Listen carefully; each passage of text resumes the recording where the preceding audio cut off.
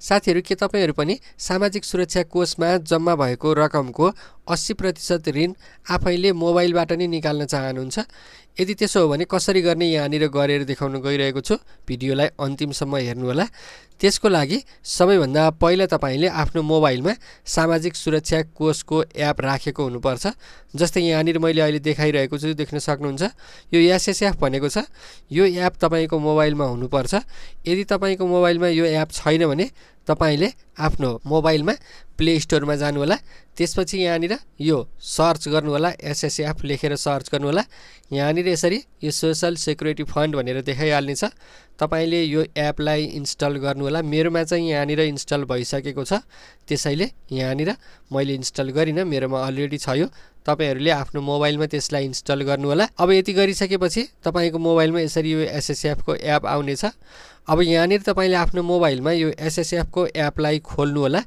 यसमा क्लिक गरेपछि अब यहाँनिर यसरी तपाईको आफ्नो मोबाइल नम्बर र पासवर्ड राख्नको लागि भन्छ। तपाईको रजिस्टर मोबाइल नम्बर र पासवर्ड यहाँनिर राखेर यसलाई लगइन गर्नुहोला। यहाँनिर म आफ्नो गर्छु, तपाईहरू पनि आफ्नो गर्नुहोला। अब लगइन भइसकेपछि यहाँनिर यसरी देखाउने छ। यहाँ माथिपट्टि देख्न सक्नुहुन्छ यो लोन रिक्वेस्ट भनेर लेखिरहेको छ।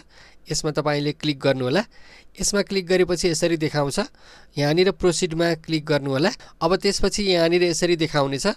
यहाँनिर देख्न सक्नुहुन्छ एउटा एप्लाइड लोन पर्सेन्टेज भनेको छ, अर्को लोन एमाउन्ट भनेको छ, लोन पिरियड इन इयर्स भनेको छ, पर्पज अफ लोन भनेको छ। तपाईले यहाँनिर अब यो एप्लाइड लोन पर्सेन्टेजमा क्लिक गरेपछि यसरी देखाउँछ।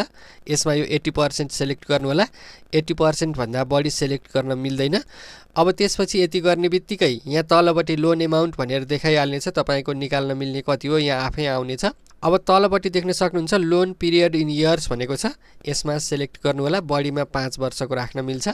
त्यसपछि पर्पज अफ लोन भनेको छ। यसमा तपाईले एउटा टाइप गर्नुहोला। जस्तै यहाँनिर म एउटा टाइप गर्छु। ल, मैले यहाँनिर यसरी यो पर्सनल भनेर टाइप गर्छु। अब यति गरेपछि यहाँनिर प्रोसिड लेखिरहेको छ तलपट्टि। यसमा तपाईले अब क्लिक गर्नुहोला। अब यति गरेपछि यसरी देखाउँछ, यसमा क्लिक गर्नुहोला। अब यहाँनिर देख्न सक्नुहुन्छ सक्सेस भनेर आइसकेको छ। Loan applied successfully, your submission number is भनेर यो नम्बर पनि देखाइसकेको छ। र यति गर्ने बित्तिकै अब हाम्रो यो लोनको लागि एप्लाई भइसकेको छ। अब हाम्रो बैंक खातामा सिधै पैसा आउनेछ। अब यसलाई ओके गरिदिन सक्नुहुन्छ। यो रिक्वेस्ट सक्सेस भइसकेको छ। र यस्तो किसिमबाट चाहिँ तपाईहरूले सजिलैसँग यो सामाजिक सुरक्षा कोषबाट आफ्नो जम्मा भएको रकमको 80% ऋण सजिलैसँग निकाल्न सक्नुहुन्छ।